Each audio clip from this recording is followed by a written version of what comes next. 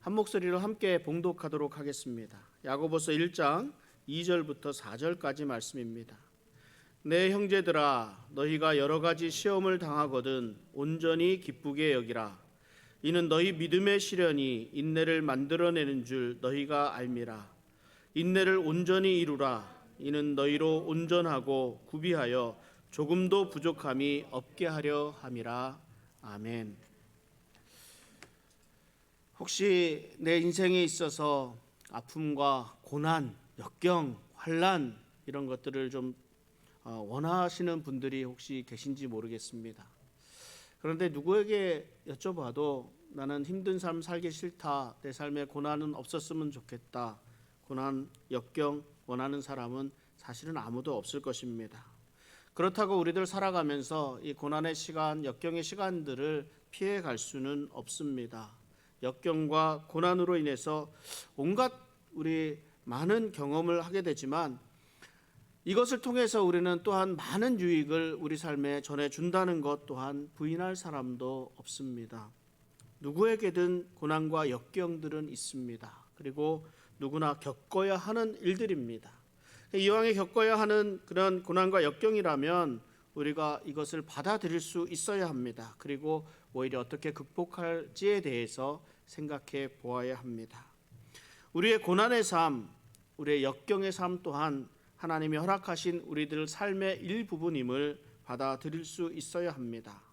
우리는 이러한 고난과 역경을 다른 말로 이렇게 시험이라 부르기도 합니다. 우리 야고보 사도는 세 가지 종류의 시험에 대해서 말씀해 주시고 있습니다. 그 첫 번째로 시련이라는 말이 있습니다. 주로 외부로부터 오는 그런 삶의 역경과 고난의 일부로 우리 사람들이 감당해야 하는 것을 말하고 있습니다. 이러한 시련은 하나님께서 우리의 믿음을 성장시키기 위해 많이 사용하시는 시험을 시련이라 이렇게 표현합니다. 우리들 다니고 있는 직장에서 문제가 생긴다든지 어떠한 사고로 인해서 어려움을 겪는다든지 요즘 같으면 각종 질병으로 인해 힘든 시간을 지나게 되는 그런 경우들을 말합니다. 또 다른 의미의 하나는 유혹이라는 말이 있습니다. 주로 우리 내부로부터 오는 시험을 말합니다. 외부로부터 와서 하나님이 우리의 믿음을 성장시키기 위해서 주시는 그런 시련과는 조금 다른 의미를 가지고 있습니다. 우리의 믿음을 파괴하기 위해서 마귀가 사용하는 시험이 유혹이라 할 수 있습니다. 나는 정말 믿음으로 살아가려고 애를 쓰고 있는데 하는 일마다 다 막히게 됩니다. 그 결과가 좋지 않을 때가 더 많습니다. 그런데 우리 주변을 돌아다 보니까 믿음을 갖지 않은 사람들, 또 혹은 신앙생활을 열심히 하지 않는 사람들을 보면 이 사람들은 또 하나님 없이도 잘 살아가는 것 같습니다. 그러니까 내가 신앙생활을 해야 되나 말아야 되나 이런 갈등을 겪기도 합니다. 나도 좀 쉬어야지, 지금까지 할 만큼 했으니까 이런 생각이 들기도 합니다.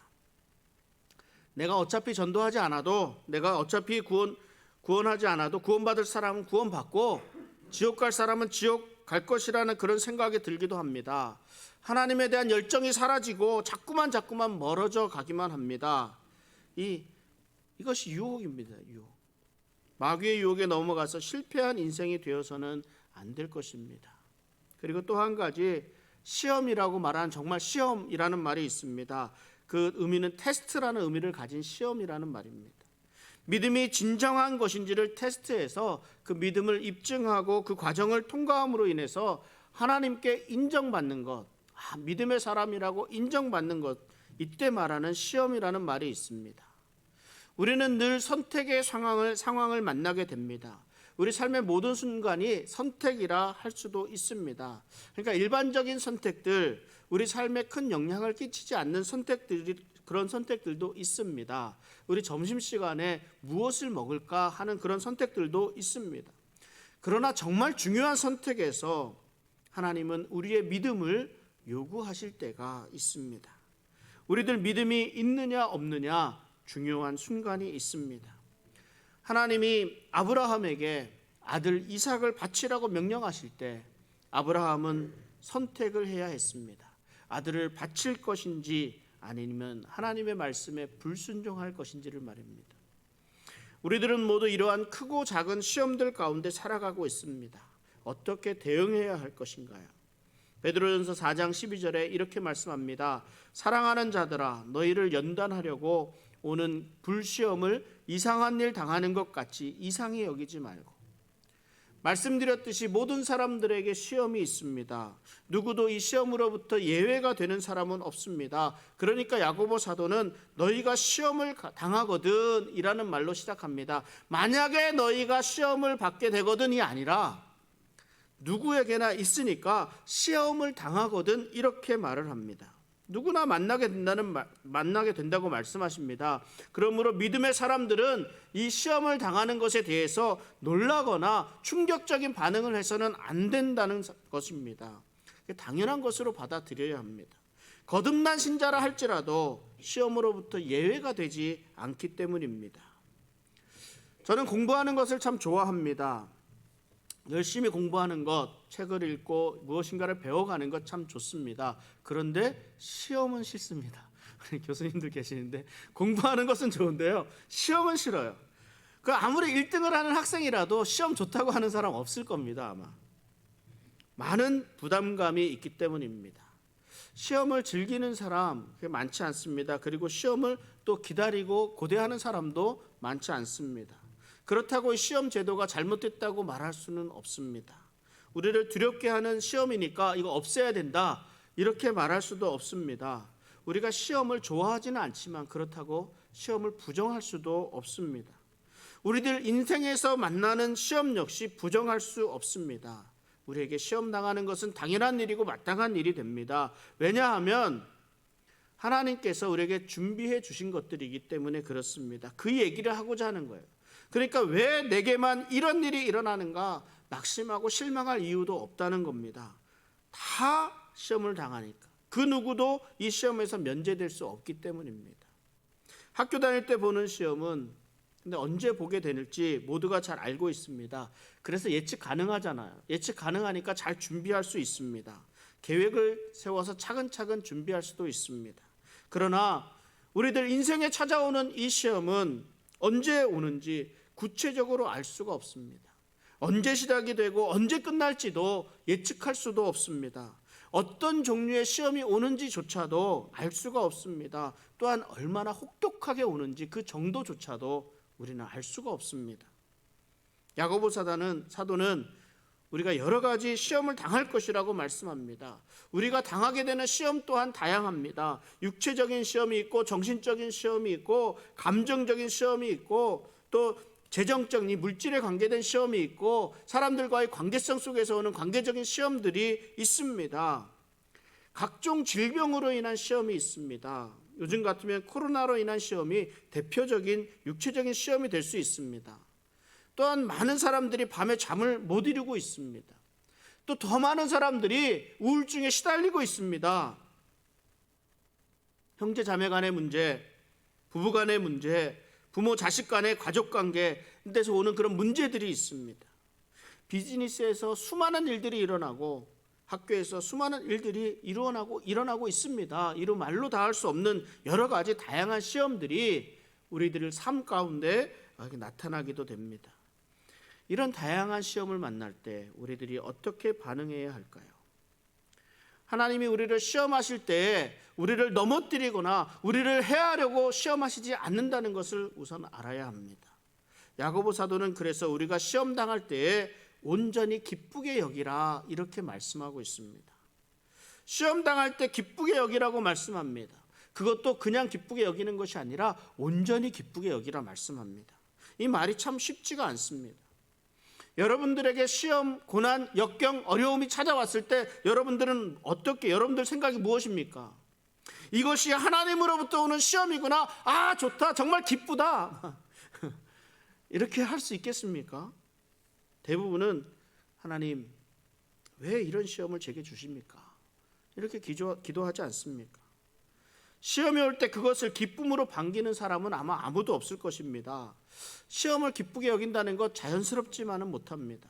시험은 많은 고통을 수반하기 때문에 그 시험 자체를 기뻐하는 사람은 없습니다. 그래서 야고보 사도도 이렇게 얘기하는 겁니다. 시험을 만날 때 기쁘게 여기라 이렇게 말씀합니다. 기쁘게 여기라. 이 여기라는 그런 의미는 모든 것을 더해서 바른 결론에 도달한다라는 뜻을 가지고 있습니다. 그러니까 시험을 만날 때 기쁘게 여기라 하는 것은 그 시험을 통해서 하나님의 관점으로 그 시험을 계산해 보라는 의미를 가지고 있습니다. 힘이 듭니다. 어렵습니다. 고통스럽습니다. 그러나 이것을 다 견디고 이겨냈을 때 하나님께서 가져다 주실 최고의 유익, 그 결과를 믿음의 눈으로 바라보고 기쁘게 여기라 말씀하는 겁니다. 기쁘지는 않지만 기쁜 일이라 받아들이라는 말씀입니다. 이 시험이 나를 위한 시험이구나, 하나님이 나를 위해서 계획한 그런 것이라는 그런 믿음을 가질 수 있어야 합니다. 베드로전서 1장 6절에 그래서 이렇게 말씀합니다. 그러므로 너희가 이제 여러 가지 시험으로 말미암아 잠깐 근심하게 되지 않을 수 없으나 오히려 크게 기뻐하는도다. 우리가 당하는 시험이 고통스럽지 않다는 것이 아닙니다. 고통스럽습니다. 밤에 잠을 이룰 수가 없습니다. 안절부절할 수밖에 없습니다. 힘이 듭니다. 그러나 베드로가 무엇이라고 말씀하고 있습니까? 잠깐 근심하였지만 그 근심을 넘어서 크게 기뻐한다고 말씀합니다. 이거 우리가 본능적으로 자연스러운 반응, 고통, 두려움, 불만, 불평 이런 것들을 극복하고 의지적으로 기쁨을 선택하며 나아가는 참 믿음의 성숙한 모습을 베드로 사도는 우리에게 보여주고 있는 겁니다. 우리에게 말씀하고 있습니다. 그러므로 야고보 사도 또한 말하는 이 기쁘게 여기라 하는 이 말은 결국 우리의 선택을 요구하고 있는 겁니다. 기쁨은 우리의 상황과 관련된 것이 아니라 우리의 결심에 따라 달라졌다, 이렇게 말씀하고 있습니다. 우리가 고난 속에서 원망과 불평을 선택하는 것은 우리의 본능에 더 가까울 수 있습니다. 그러나 예수 그리스도를 믿음으로 구원에 이르게 된 우리들은 이 고난과 시련이 매우 고통스러울지라도 그 시련이 끝날 때 누리게 될 유익을 바라보면서 기쁘게 여기라 말씀하고 있는 것입니다. 히브리서 12장 2절에 보면 믿음의 주요 또 온전하게 하시는 이인 예수를 바라보자. 그는 그 앞에 있는 기쁨을 위하여 십자가를 참으사 부끄러움을 개의치 아니하시더니 하나님 보좌 우편에 앉으셨느니라 말씀합니다. 예수님은 그 앞에 올 기쁨을 위해서 십자가의 고통을 참으셨습니다. 시험을 당할 때 우리는 그 시험을 기쁘게 여길 수 있는 이러한 의지적인 결단이 필요합니다. 그래서 오늘 우리가 함께 읽은 야고보서 1장 3절 본문에 보면 이렇게 말씀합니다. 다시 한번 읽어보겠습니다. 이는 너희 믿음의 시련이 인내를 만들어내는 줄 너희가 알미라. 우리가 시험을 기쁘게 여길 수 있는 이유는 시험을 통해서 우리의 인내가 만들어진다는 것을 알기 때문입니다. 인내는 결코 저절로 만들어지지 않습니다. 처음부터 인내심을 갖고 태어나는 사람은 없습니다. 인내는 우리들이 살아오는 동안 겪은 이 수많은 시험과 그 고통, 고난 과정 가운데 우리에게 만들어진 것입니다. 우리가 살아오는 동안 우리는 크고 작은 시험들을 통과해 왔습니다. 그 가운데 우리에게 인내가 만들어졌고 또 다른 시험을 견딜 수 있게 되었습니다. 문제는 그 만들어진 인내를 우리가 잊어버리고 살아간다는 데 있습니다. 인내는 견디는 힘을 말합니다. 그 인내라는 그런 말뜻에는 어떤 의미를 가지고 있냐면 이 물지개를 지고 가는 여인이 그 아래 머물러 있는 그 상태를 인내라고 얘기해요. 그러니까 물지개에 물이 가득 담겨 있는데 그 프레셔를 받아가면서 머물러 있는 상태를 얘기합니다. 그러니까 어떠한 상황이나 압력에도 불구하고 불평하고 원망하는 것이 아니라 견디고 있는 것, 이것을 인내라 말합니다. 로마서 5장 3절 4절엔 그래 또 이렇게 말씀합니다. 다만 이뿐 아니라 우리가 환난 중에도 즐거워하나니 이는 환난은 인내를, 인내는 연단을, 연단은 소망을 이루는 줄 알미로다. 인내는 이 시련이라는 연단의 과정을 통해서 만들어지게 됩니다. 놀라운 은혜는 이 과정 중에 만들어진 인내가 우리가 고통, 우리의 환난, 역경 등을 이길 수 있는, 통과하는 그런 원동력이 된다는 것입니다. 인내가 시험을 이길 수 있게 해주고 또 이 인내가 자라면 그 다음에 더 다가오는 더 큰 시련을 잘 극복할 수 있게 해준다는 사실입니다. 우리 믿음의 시련을 우리에게 주시는 분은 하나님이십니다. 하나님께서 우리의 모든 시련을 주권적으로 통제하시기 때문에 우리가 그 시련에 인내해야 합니다. 하나님은 모든 과정을 주권적으로 통제하십니다. 그러니까 물론 그 결과까지도 책임지십니다. 하나님께서 우리에게 시련을 주시는 것은 우리의 삶을 향한 하나님의 목적을 이루어가기 위하심입니다. 저는 늘 이 시험이라는 단어가 나올 때마다 아브라함에게 하신 하나님의 말씀이 생각이 납니다. 창세기 22장 11절 12절인데 같이 한번 읽어보겠습니다. 여호와의 사자가 하늘에서부터 그를 불러 이르시되 아브라함아 아브라함아 하시는지라. 아브라함이 이르되 내가 여기 있나이다 하매 사자가 이르시되 그 아이에게 네 손을 대지 말라. 그에게 아무 일도 하지 말라. 내가 네 아들 네 독자까지도 내게 아끼지 아니하였으니 내가 이제야 네가 하나님을 경외하는 줄을 아노라. 아멘. 하나님이 그동안 수없이 아브라함과 대화하고 아브라함 만나고 아브라함을 위해서 복을 베풀어 주시고 언약의 약속을 베풀어 주셨습니다. 그럼에도 불구하고 인정하지 않으셨는데 여기 말씀해 보니까 내가 이제야 네가 하나님을 경외하는 줄을 아노라 말씀합니다. 이제 우리 이전 성경의 개역 한글판에는 비로소라는 말이 나옵니다. 비로소 내가 하나님을 경외하는 줄을 알리라 이렇게 설명하고 있습니다. 하나님은 아브라함이 느끼는 모든 감정과 반응과 하나님에 대한 그의 생각 모든 것을 알고 계셨습니다. 하나님은 우리의 내면을 살피시고 우리의 모든 감정과 우리의 생각까지도 다 보고 느끼고 계십니다. 하나님은 우리가 겪고 있는 모든 시련 속에서 그 하나님이 우리와 늘 함께 계십니다. 얼마나 은혜로운 일입니까? 다니엘에게 세 친구가 있었습니다. 사드락과 메삭과 아벳느고입니다. 이들은 느부갓네살 왕의 신상에 절하지 않겠다 거부한 이유로 그 큰 풀무불에 던져지게 되었습니다. 그러나 이 풀무의 현장에서 느부갓네살은 그 세 친구들과 함께한 하나님을 확인할 수 있었습니다.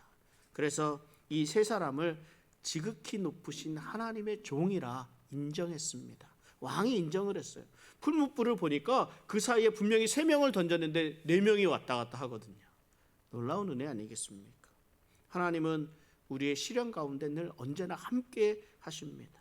이 사실을 깨닫게 되니까 얼마나 큰 힘이 되는지 모릅니다. 그러므로 야고보 사도는 우리에게 인내를 온전히 이루라 이렇게 말씀합니다. 모든 시련은 우리 성도님들이 가지고 있는 믿음의 상태를 또한 드러나도록 합니다.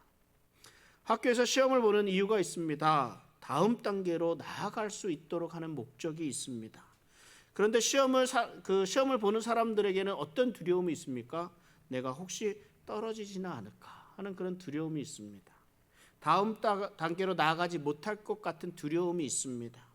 학교나 직장에서 시험을 보게 하는 것은 어디까지나 배운 것에 대한 확인과 그 다음 과정으로 나아가기 위한 과정입니다. 떨어지도록 하는 것이 아니라 할 수 있으면 나아가도록 하기 위한 것입니다. 우리에게 다가오는 시험도 마찬가지입니다. 믿음을 입증하고 한 단계 더 나아가도록 하기 위한 것입니다. 그래서 이 야고보 사도가 말씀하고 있는 인내를 온전히 이루라 하는 말씀은 우리에게 포기하지 말라 하시는 겁니다. 포기하지 말라. 인내를 이루기 위해서 우리에게 인내가 필요합니다. 우리들 인생에 찾아온 시련은 언제 끝날지 모르기 때문입니다. 시련을 통과하려면 힘들고 두려워도 끝까지 참고 견뎌야 합니다. 우리의 삶들 가운데 우리가 행하고 있는 모든 일들 가운데 이 인내를 필요로 하지 않는 순간은 단 한순간도 없을 겁니다. 도저히 못 참겠다 이렇게 하고 딱 포기하는 그 순간 우리는 아무것도 이룰 수가 없습니다. 우리의 시련이 며칠이 될 수도 있고 몇 년이 될 수도 있습니다. 그러나 이러한 시간들을 참고 견디다 보면, 기다리다 보면 어느덧 그 마지막에 도달하게 될 것입니다. 운동을 하실 때 그 운동을 가르치시는 지도하시는 분들이 이 마지막에 하나만 더라는 이 말씀을 참 많이 합니다. 마지막에 하나만 더.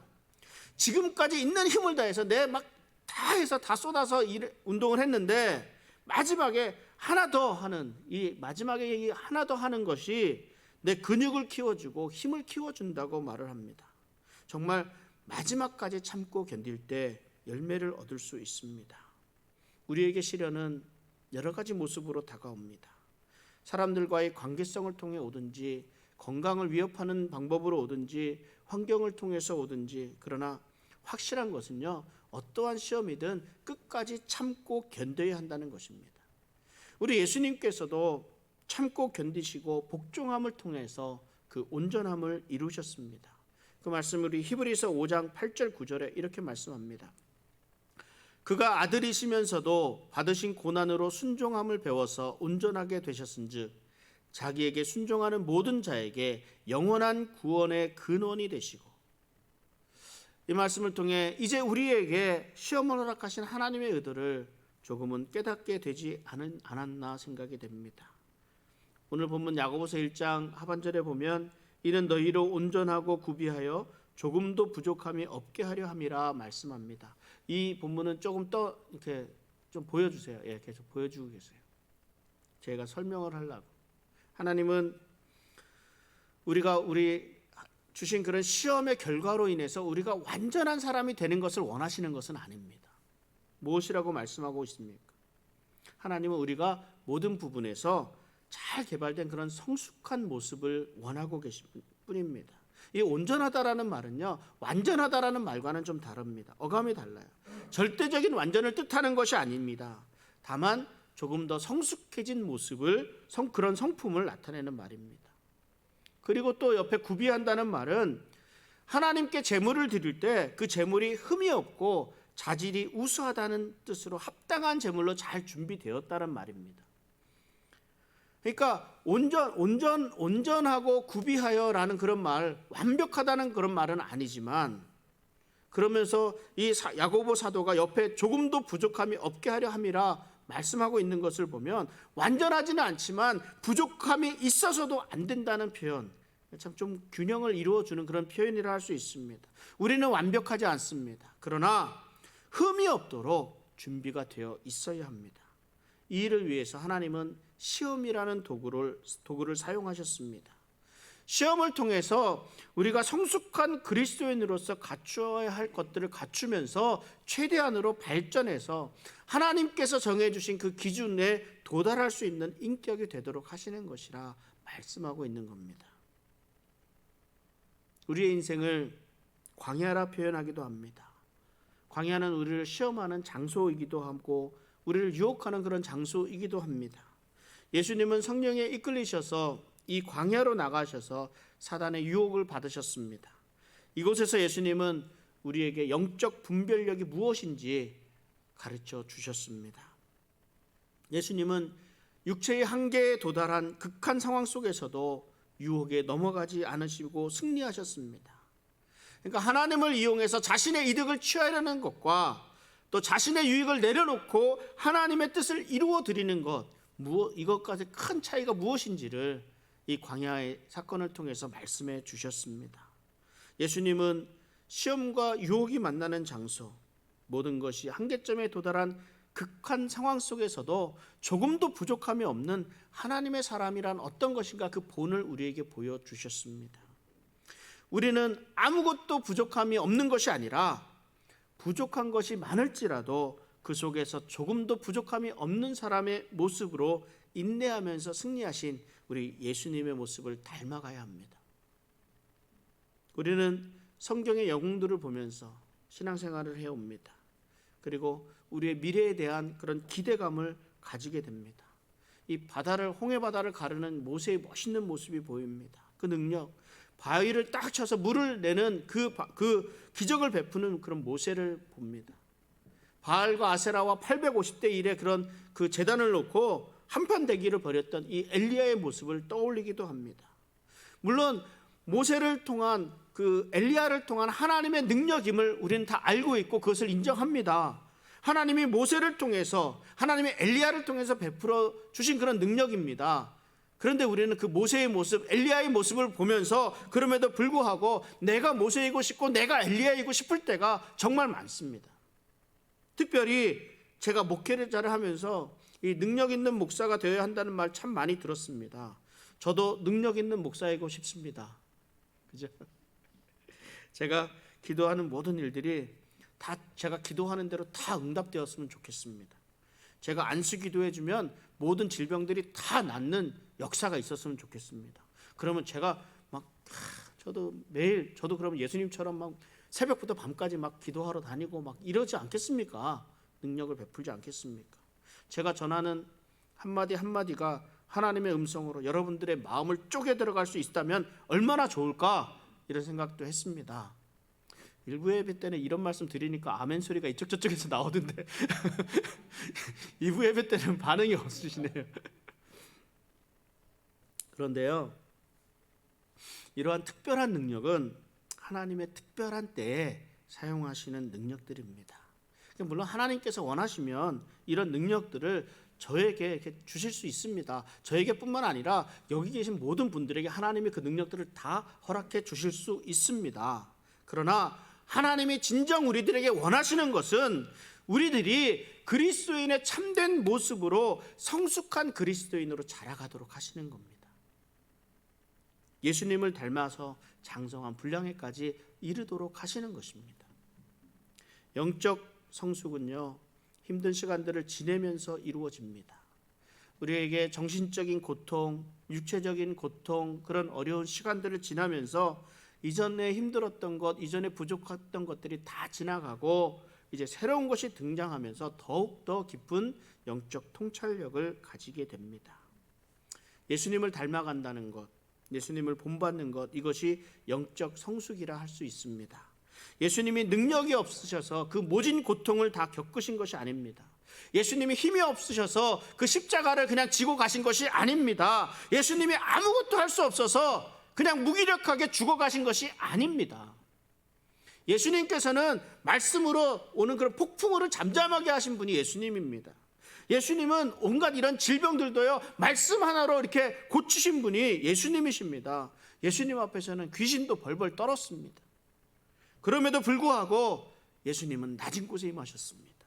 겸손하신 예수님은 하나님의 말씀에 순종하셨고 십자가의 고통을 감당하셨습니다. 우리 교회 표어가, 우리 교회 성경 구절로 있는데 에베소서 4장 13절에 이렇게 말씀합니다. 우리가 다 하나님의 아들을 믿는 것과 아는 일에 하나가 되어 온전한 사람을 이루어 그리스도의 장성한 분량이 충만한 데까지 이르리니.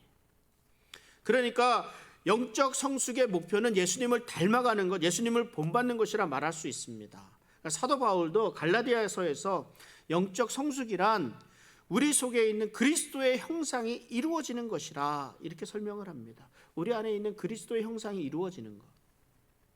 오래전에 금을 만드는 사람들이 이 순금을 재련하게 될 때는요, 그 금광석을 재련해서 불순물을 제거하고 금광석에서 순금을 만들어내는데 언제까지 그것을 재련했냐 하면 만들어 놓은 금을 보면서 거기에 자기 얼굴이 비칠 때까지 재련을 했다고 합니다. 그래서 순금의 여부를 판단하는 거죠. 얼마나 많이 재련을 했는가에 따라서.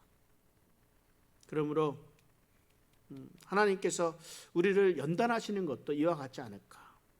하나님께서 우리 안에서 예수 그리스도의 모습이 보일 때까지 우리를 재련하시는 것입니다.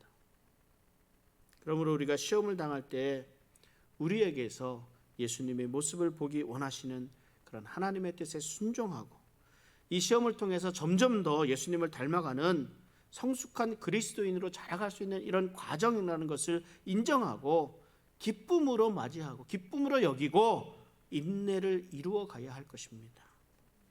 지금도 힘든 시간을 지나고 계시는 분들이 많은 줄 압니다. 우리의 영적 성숙을 원하시는 하나님의 뜻을 바르게 깨달아서 알고 또 기쁜 마음으로 여기고 또 받고 그 인내를 온전히 이루어가며 오직 예수 그리스도만을 바라보며 승리하는, 잘 견뎌서 승리할 수 있기를 기도합니다.